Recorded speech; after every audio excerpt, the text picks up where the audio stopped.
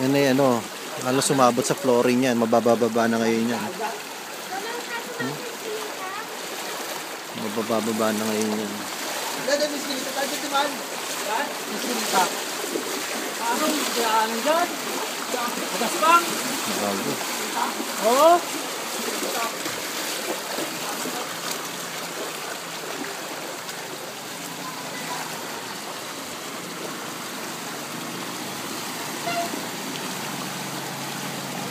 Mababa na yun.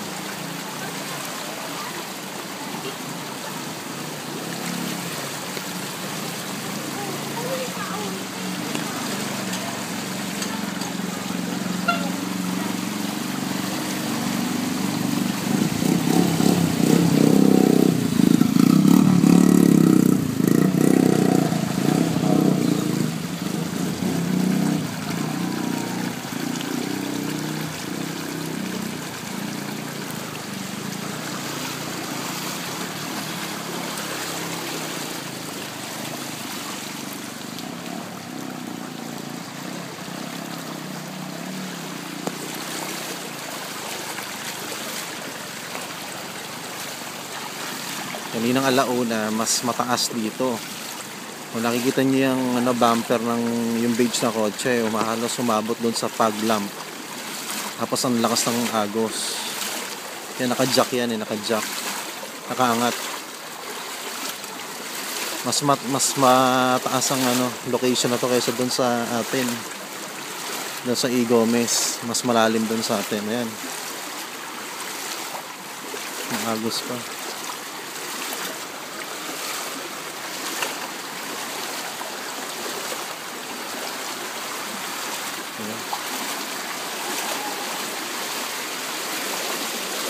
Parang may dagat-dagatan dito eh. Hindi ako umabot sa mataas sa parking. Sayang. Okay lang. Konting linis na lang yan. Yan. Maagos. Ayun. Mas ngayon. Pababa na. Naway wag nang umulan.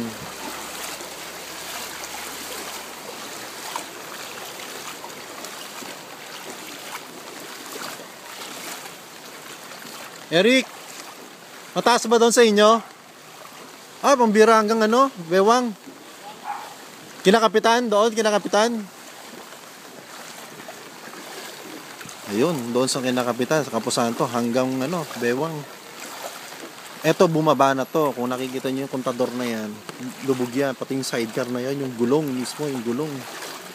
Yung buong gulong, lubog yun. Talagang malaking perwisyo to.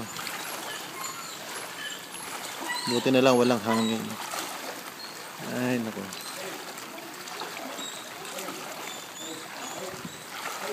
Ay, basta yung loob ng bahay din. Ayan. Nakapakadumi. Kaya pang ito mamayang gabi pa linisan. Oras natin ngayon alas 3. Hindi na umulan mamayang gabi. Pero kung uulan to, nakaw. Mag-high tide ulit. Itong gulong na to, nakita itong gulong, lubog yan. Ganun kataas siya, bumaba na ngayon.